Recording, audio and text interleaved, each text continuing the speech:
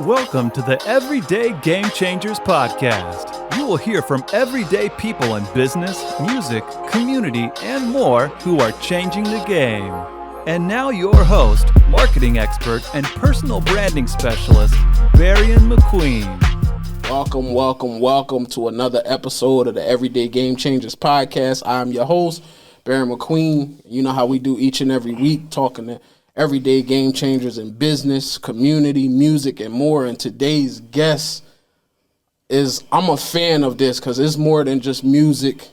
We're going to talk community. We're going to talk business.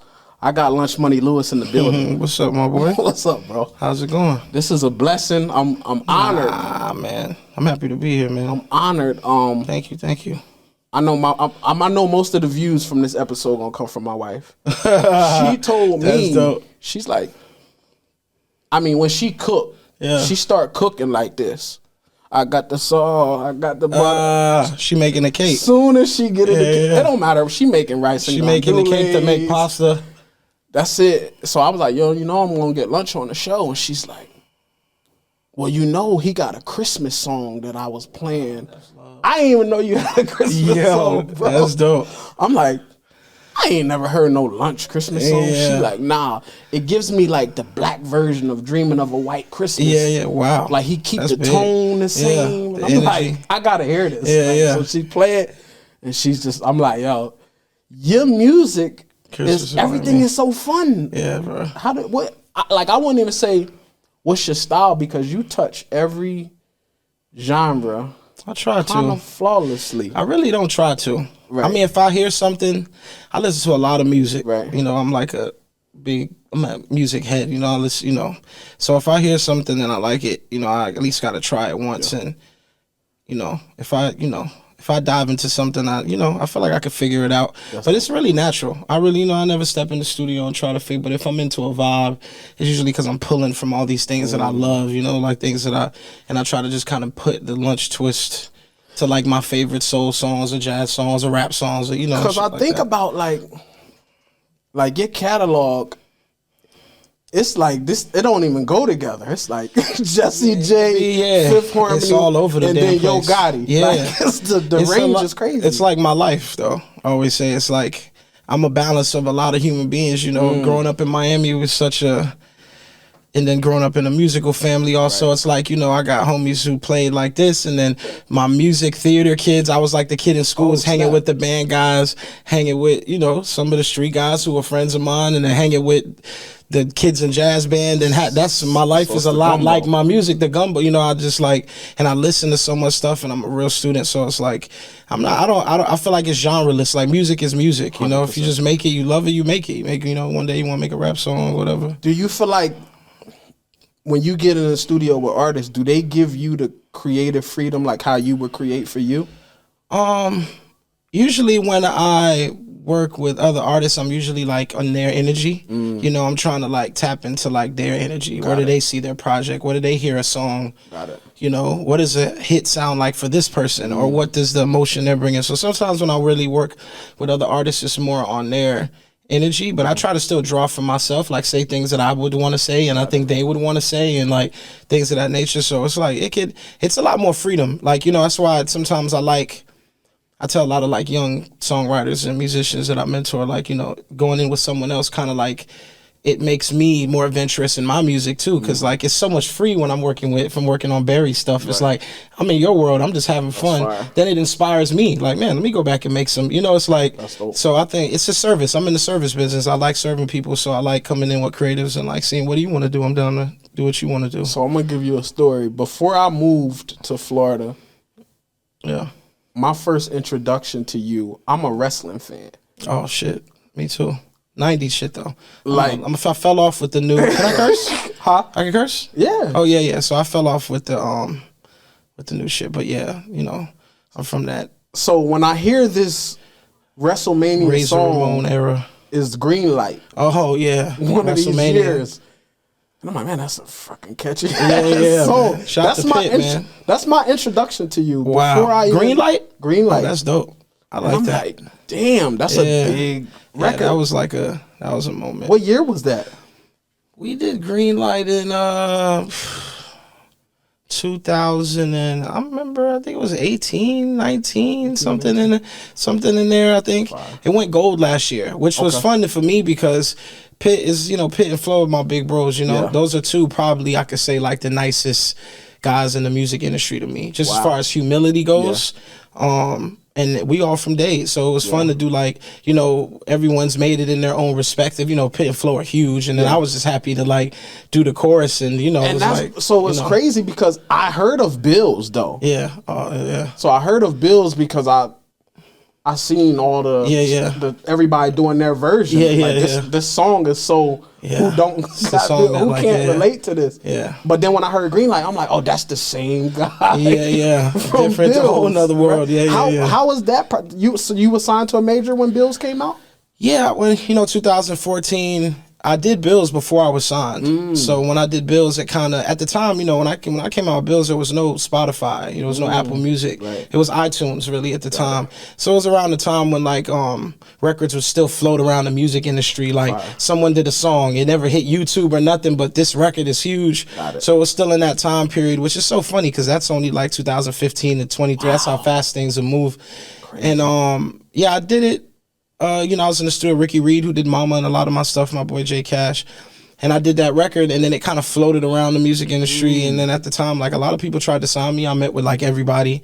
But I did that through Columbia with Sony. And then that was like the early stuff, that same 2015 to like 2018. What's that? Because like we got a lot of like upcoming artists that watch this platform. Like what's that process like?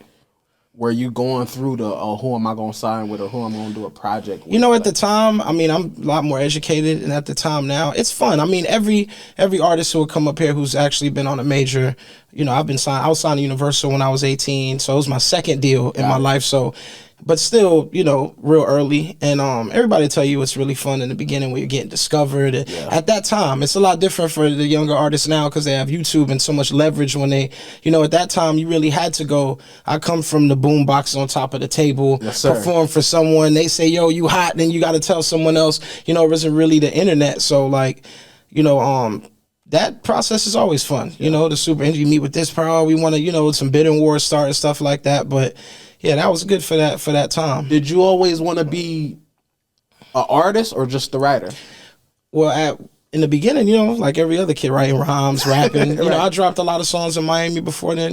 Putting out stuff in the street and performing. Our strip club scene and dropping our juke music and working. I was always like doing my thing, and I remember I got to a point. I remember when I was shot to my big homie Lou Diaz one time. He was like, yo, you should write songs. Like, people want your songs. I was so ignorant at that time, though. I was still, like, young. Like, I don't want nobody to have my records. Like, he's my record, And I remember it's so funny. I ain't going to say artists wanted to buy a song off me, and I was like, I ain't giving you my song because I was just, like, kind of, like, ignorant at that time to it. And I remember as I grew, and I started to develop more as a songwriter. I was like, okay, I'm gonna dive in. And I remember when I did the funny thing before I did Bills, I was kind of set in being a songwriter at that time. I wasn't really trying to be an artist. I was like, just happened. I got my deal. I met Luke. I went out to LA. I worked. I was like, I'm out here. I'm a songwriter, producer. I'm not. I'm good. The artist stuff was cool, but how God work. You do one song and it went everywhere. And I'm like, all right, I guess this is. I'm back to putting out this. It always kind of like. Artistry always follows me. So I don't know if you shared it. Maybe it was a tweet you put up. Yeah. That somebody said something like Lunchmoney Lizzo is like Lizzo. Oh yeah, the Lizzo thing. And when I seen that, I'm like, Lunch kind of been doing this. Me and Lizzo, Ricky Reed, the producer, shout to my boy Ricky who did Bills. Lizzo signed to him. Oh. She did a lot of her records were with Ricky, who's my boy, and Lizzo was around at that time. Really? Too. Like when I was doing Bills, she was just getting with Nice Life, Ricky's label, and I was on Sony, and Ricky was doing my album, EP and my album. So me and Lizzo, we've worked together before. We were in the same, so we had a lot of the same energy.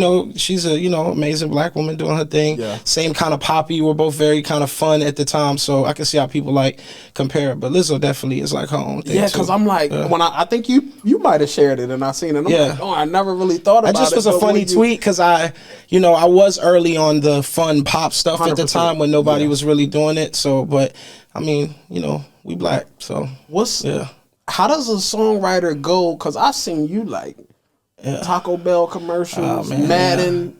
What was that? Sync is Sync like Madden, Secret Life of Pets sounds like. I mean, being in this game, man, as Lunch a writer, is humble. Lunch the guy though. Like, let's be clear. Like, I be chilling, man. We just try to make good music, man. You know, and like in this game as a writer, if you're a writer or a producer, you're gonna make money from streams, but you make a lot of your money from radio, syncs. So it's a lot of things you could do with your music, and if you make music, I like making music that everyone can listen to at one time. 100%. Like when you're in the car with your mom, you're in the car with your sister, kids, 5 to 50. Like growing up, you play Marvin Gaye, you could dance with your aunt, you could chill with the young. I like music everyone can enjoy, so I think that kind of opens up to, I'm real honest with it too. One of my favorite records is Thank You. Oh, thank you. Wow, you know the joke. That's a deep cut. Cause I'm I'm a music guy. Yeah, like, I appreciate that. I'm from the East Coast. No one's really asked me about that song before. I'm from the East Coast, so I'm heavy like with the bars. Yeah. All that's fly, right? Yeah. But when you talk about like music that means something and you really listen to the lyric, I'm like, oh man, yeah, that was about the mailman and the nurses and Talk about that record. I did. Thank you. The funny thing about that was on songs in the key of quarantine. That was like the ode to Stevie. I was like, the pandemic was so crazy. I wanted to musically like timestamp it.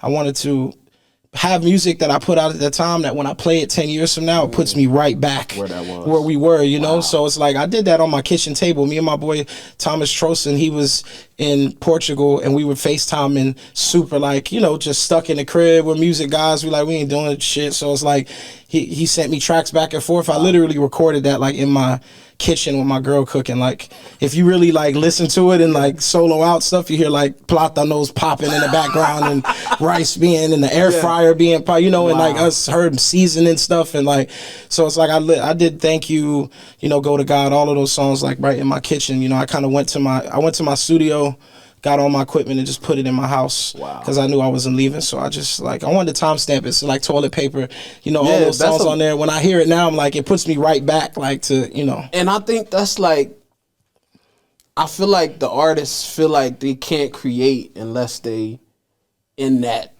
Yeah, or like a studio. They come to A2F, bro, and they ain't have a beat ready. Yeah. They trying to set a vibe before they even. A lot of the music nowadays is very vibey too. So, but kids recording, man. If you got Pro Tools and a laptop, you could do. It's the man, not the machine. So no matter where you are, if you could write a good song or come up with a song, you could be in your kitchen or you could be at a studio, however you. So people that. I kind of know a little bit of your background, like from your uncle and your dad's stuff absolutely. with the Bad Boys. If y'all don't know, so you've been around music. So I usually tell people like, I was hearing music how was you first introduced? But I was introduced reggae music, man. Yeah, talk about that growing up though. Man, it's a blessing, man. Like I wear it as a badge of armor, like honor. Just coming from like a legacy family, like of writers, producers, and performers. Like my pops, my uncle Inner Circle, my uncle Towder. I just had, I was around it. Did you know you was going to be a writer, an artist, or was you like, I just love music. Like, I just loved it. Like I was obsessed with it. Like, as soon as I heard it and I understood it, it chose me. It was obviously around me and I was very blessed and fortunate to be introduced to it so early. Yeah. And it's just a bug. Like once it grabbed, I just couldn't stop. I was obsessed with it. I wanted to nerd out about it and learn everything, read every credit, know about every producer, I'm like just a music head, what I'm saying? So it's like, it's just like, it shows me. So like, when I think about Lunchbox Records. Absolutely. I don't think of just like a record label. No. I feel like it's we're a lifestyle. Yeah, it's an incubator of creating talent. Absolutely. But you big in the community. Talk about the Lunchbox community fridge and just I'm the Lunchbox Records is a musical label, but with Lunchbox International, our whole thing is just community building, village building with creatives. Yeah. People who just us collecting the art and working with artists out of Miami, working with videographers and you know, content creators, rappers, singers, managers, like, you know, just creating like a real open door village, you know, even how we run the Lunchbox of people who just want to make dope shit and get together and, you know, do amazing things and, you know, suffice the art, make the monetary, you know, everything. Right. So even with, you know, a little So and, you know, shout to So, you know, her building her brand and building her platform and just, you know, the whole Big Tune crew, all our producers, writers, everything. So, like, when we talk about, like, a little So, like, you even, like, finding talent or working with talent, how much of that is, like, I'm going to let them find their space, and then later on, I might put some lunch sauce on there? I like to, you got to, when you work with creatives, because So is a creative, she has a lot of ideas and things she believes in. You have to, like, you know, tread your water and see where their mind's at. And, you know, always be honest, because I think real artists respect honest people, because they want to know what they can make better, what's, you know. So I always try to hear out what artists know. Like, people know who they are, 100%. You know, and you help them find themselves, you know, within, you know, and greatness, you know, can spot greatness. You know, I heard May say that one time and it was absolutely true. Like, you know, it takes greatness to know greatness. When somebody's good at their pen or they're good at production or what play to their strengths and weaknesses. 100%. So, you know, when I work with artists, I try to listen to them and then try to pull the best out of them while they, like, bring the best out of me. And I feel like it always works out like that. You know, even when working with So, her being really new and, you know, because to me it's like, you know, some people are good at different. Some people's, you know, the power's in their pen. Some of the power's in their voice. Right. Some people have crazy personalities that you could bring out in the music. So it's like you got to just see who you know. Even working with So, she's that type of girl. You know, like So's like she got a star power. She walk in the room. Right? It's like who is this little Spanish girl? You know, but extra hood, but extra classy, but extra smart. Been through a whole lot and got like a lot of like a real authentic story, and then just get on the mic and speak freely. You know, about what she wants to. So. You know, I've just been excited working with her on her stuff. That's been like really exciting. Like, so Lunch with Lunch. Yeah. A whole nother level of community and give back. We gotta give the people, man. Like, talk about Lunch with Lunch. I don't know. I love the concept of like doing things for free. You know, like I feel like freedom. It's all in the same. You know, like. It's, you know, I like to get paid for what I do, obviously, but if you can help somebody and it costs you nothing, why not? You know, so like one day I just woke up and I was like, I'm gonna just give people coffee today. You know, I'm gonna just go. I have a Starbucks card. I'm gonna just put it. I'm going on the internet, and if anybody want to leave work, and you know, so I started doing it, and people hit me, and they loved the trend of it, and I enjoyed it because it, you know, it's just to make some, you know, somebody having a bad day is cool, and I don't really, you know, it's good karma, but I don't look for anything to come back. I just like it feels good to do stuff like that and find creative ways to do dope shit for people. That's dope. You know, that's why even the community fridge, shout out to Buddy System and everybody. It was what we do, you know, get a fridge. We had dope artists from the city come out and do murals on the fridge and people would come by and eat and grab something. It's just, you know, it's good. I feel like, you know, village building and community building is like big. Got it. Even in music, even in life, it's like us just building these connections to these things and then just it like blossoming and something, you know what I'm saying? Like shit like that. I listened to I Love Me. Yeah. And then I listened to Oceans. Oh, yeah. Megan. This connection, you and Megan Trainor, is Megan like, is my sister. Like your sister. That's like my musical sister. It comes through in the music, though. Talk about that relationship. How do you? Me and Megan met. Megan was like a fan of my music, like Bills and Mama. When I did it, she just is Megan's a real music person like me. Like if people don't know, like.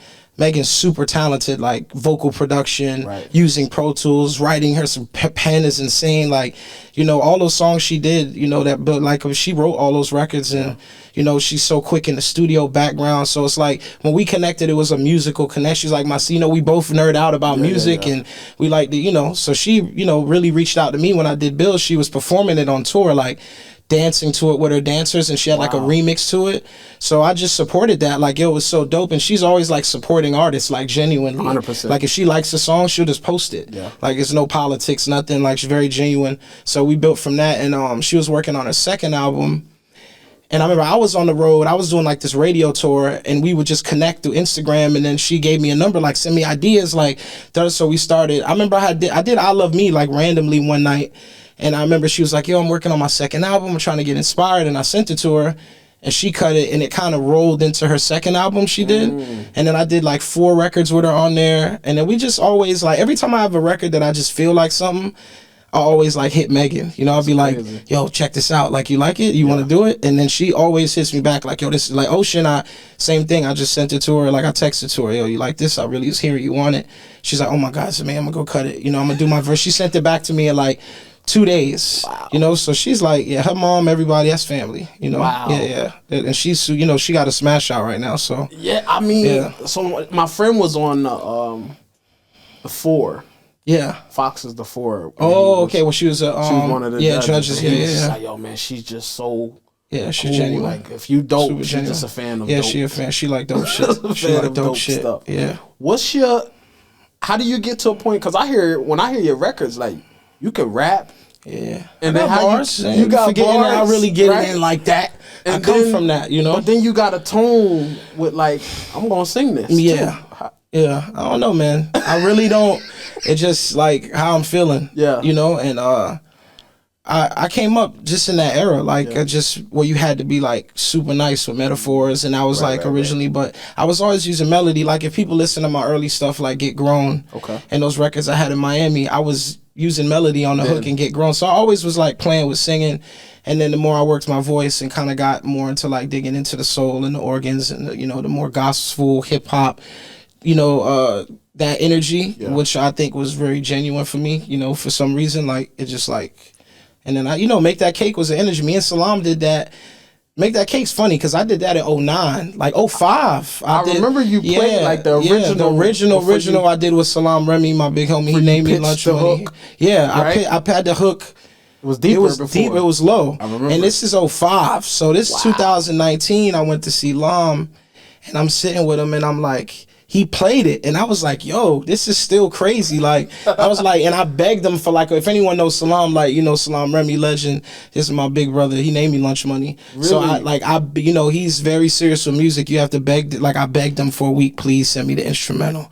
Please send it, let me do it over. And then he shot it to me, and I did the hook in another register, and I did the verses, and I was like, oh, this is dope. This is crazy. Like, I'm putting this out. And then when I put it out, I had original out first. And then Doja heard the original. She was in the studio with a homie, and she heard the original. And she was like, yo, I want to get on that. And then she hit me. This is before. And Doja, my homie from 2015, we both signed to the same label. So I knew Doja was... I knew who she was right now back then. She's been the dopest, like rapping, singing, artistry. She's the same way she is now. She's been like that. It's just like the world knows now. Right.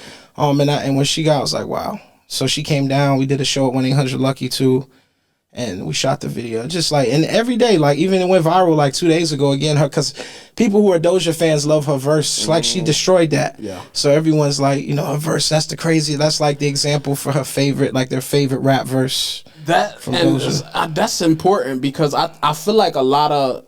I'm looking at this camera so I could talk to all my songwriters and producers that got cobwebs and dusty records on your hard drives that bro, man, nothing's too old. I tell even my guys, you know, like it, you know, the whole Big Show crew, like we got hooks. I've sold hooks that are 4 years old, 2 years old. Some ideas, you know, definitely don't age, you know, depending. You might have to update the beat a little bit. You might have to change a melody or two, but you never know a good idea, you know. I've worked with a lot of guys. I remember working with Pharrell, you know, him telling me he sold beats like that they did, him and Chad did like 7-8 years before, you know. It's like, you know, and even with Lam and everybody, like, you know, ideas never really go away, you know, and if they're good, you know, some you got to know whether, and that's a big thing of being having a gauge. When something's really bad and something's really good, you got to be like honest with yourself. 100%. You know what I'm saying? We got to talk Super Freaks because that's 2022 up there, right? So it's like, but as I could say, you got a relationship with Meghan Trainor. You bring the best out of Nicki, kind of too. Nicki's, like, what's that? Nicki's always the best, right? Like, you know, I can't give myself any credit for anything I got to do with Nicki. Like, but she got to be a fan of you. Yeah, she is the most honest human being. Yes, you know, in the music, like as far as like Nicki is like, she don't do bullshit. 100%. She's a straight shooter. She's solid as a motherfucker. You know, that's big shit. Like, she, like, you know, so, like, I can't take any credit. I'm lucky to be able to even be working with someone that great. You know what I'm saying? She's that great. I mean, obviously, she's one of the greatest, you know, female art, not even female, just artists, like, of our time, like, as far as culture, you know, so I met Nikki. I'm lucky, really. Let me try to put this perspective together. I met Nikki Mirage because me and Tyga, I got my first record deal off MySpace. Oh, wow. What a time. Shout out to Tom. MySpace was how I got my first Epic Records deal. I had a song that was a MySpace song at the time. And Nikki used to come. I'm originally from Delaware. Oh, wow. Nikki used to come. Shout out to Ben Billions. Ben Billions. Yeah. Oh, man, Delaware, we got some. Yeah. We got Ben Billions. Stara. We got Star. Yeah, Sap. Like Suki. Yeah. 302, we in the building, right? So Facts. she used to come down when she did her first mixtape. Yeah. They used to come from New York, and shout out to my homie Tracknologist that did her first mixtape. And she was so cold then when we like, oh, who is this Nikki? Yeah, she's the best, man. Like, Nick really, it's hard to stand on a track where, you know, just 100%. From bars to melody to writing to lyrics to vision. You know, it's like you can't really, I'm extremely lucky. Like, even when we did Trini Them Girls, that was around the Bills time, and she did a camp. You know, she puts her own people together that she wants to come up with ideas with, you know, anything like that. Yeah. And I remember I did the Trini Them Girls hook, and we played it for her, and she liked it. And it stood around for like a whole year. We, you know, like, it was sitting there, and literally it was the last song that got on Pink Print. And when they, you know, she asked, like, who's on the hook, you know, she was like, he's dope. Like, is he signed or anything? And and at the time, I had just did my deal with Sony. So, yeah, so I was like, damn. I was like, you know. But at the same time, she was like, yo, I want to keep him on it. Like, dope. You know, he's dope. And then from there, just like, that's you know, so I'm like, who the fuck am I to be featured on this for Beyonce and all these people, you know, this fucking fat so kid from talk Miami. about Super Freaks. How do you, because you got an ear not just like from a writing standpoint, but I feel like you got good executive producer to put the sound together. Talk about how Super Freaks came about. Super Freaks was a collaboration. It was just like, you know, we got the, you know, shout out to Luke, you know, Vaughn, Malibu, Aaron. We had worked on it, and you know, Nick just thought it was amazing. She took it and made it her own. Yeah. You know, like, and just took it and, like, I mean, her bars on the way she did everything. It's just like, because this is like new, like people would say new Nikki, right? Yeah, she's just, it's really just like, there's very few artists that you work with when you leave an idea, you know, that's something that could spark their mind, that they give you, like, they do something that just takes it over. So, you know, with Nick, it's like, it's just going to go out of the world, you know, when she, you know, it's like the, you know, the E and the bars and the voice changes. She's just like, so that was, and, you know, I'm always, you know, Nick really gave me my first shot on she was the first big artist ever to, like, feature me, you know, so it's like, I hold that relationship, like, near What's your first big placement? Big placement? I would guess it wouldn't have to be big. You know, my first, big, right? My first placement really was this girl Christina Grimmie, actually, rest in peace. She was a big, she was on a lot of those, you know, singing game shows, but she had a big following, and she got actually killed at her sign-in. You know, if you know Christina Grimmie, amazing voice. She was my first placement I ever got in LA. The song called "Tell My Mama," and then after that. Me and my brother Jay Cash, you know, I did, you know, Fifth Harmony, Jesse J. That was like my first kind of, you know, burning up for Jesse J. We did the Fifth Harmony, Shell Obama. Mama. We did that, and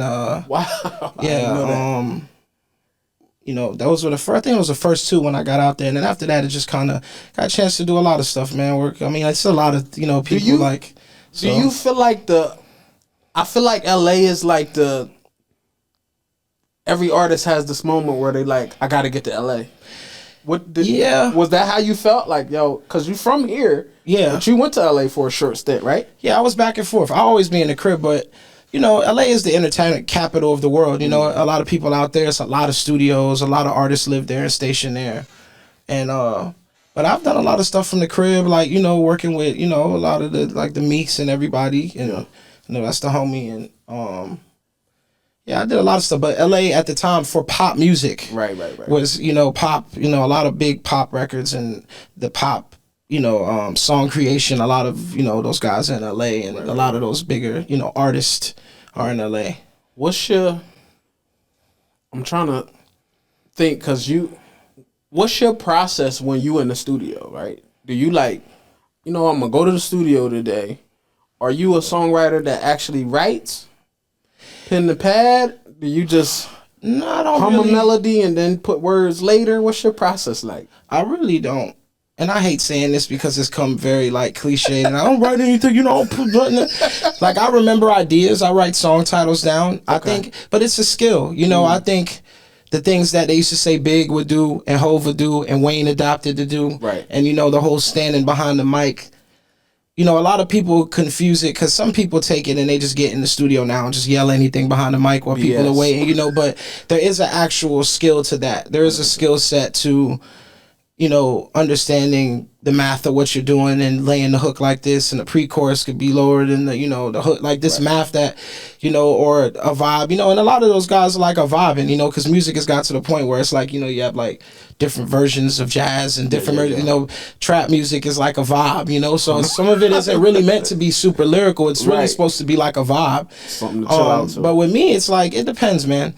If I, you know, I like working with the artist there. I love sometimes the pressure of an artist being in the arena, whether they have a couple people working in a room or they call a couple of us to knock out, or they hit specifically like, yo, come up with some ideas to spark my, you know, I like that pressure.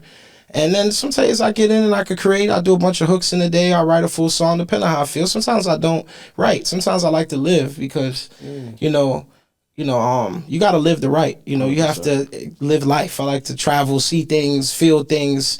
And then that, like, you know, I'll get super inspired. Like, oh, man, I got to go to the studio. Now I'm inspired, you know, like my new project I'm putting out this, you know, Soul's dropping a new project. I'm not going to say it yet because I don't know if she want to release it. I'm going to let her release the title first. Yeah. But we've been working on 2 projects, like her new like EP album she's putting out, and the single she got coming out, Bunny Hop, on the Mel's gonna kill me. What is it? The 14th. Yeah, it's the 14th. The 24th of February. Okay. And I'm working on a project, Paris this summer, that I'm putting out, you know, soon. Like, I don't have a date, but I'm like in the process. You know, I got like 6-7 records. Yeah. I'm finishing for it, and that was my inspiration from when I went to Paris.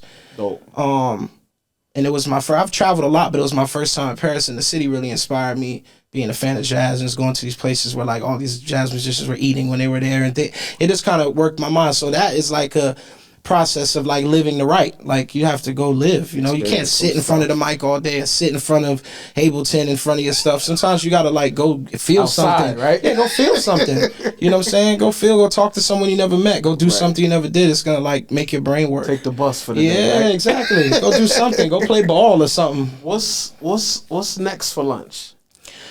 Right now, I'm just growing the Lunchbox, the company, growing Big Tune. I got like some super dope writers and producers. You know, we had like a bunch of placements last year and the year before. Every year we've been like getting more and more singles and cuts and syncs and things of that nature. So I'm more in like a mentorship energy now too, like just meeting people I think are great and people that I necessarily they're not like signed to me or nothing, just like giving information, fire, you know, and trying to like mentor more people and bring, because you know I like to work with people. I'm a big fan of collaboration, you know. That's like collabing with people, you know, you get the best out of everybody. 100%. You know, it's more about the song than our ego, you know, the creation. So that's kind of like, now I'm just putting out volumes of music this year from the label, like new soul, new stuff from me. We got this Fruit project that we got. It's like a producer album of fire. Artists that I've done records with that I love, and I don't want to sit on them because I want them to die on my hard drive, so I'm gonna give them to the people. There you go. And then just more like community stuff too, you know.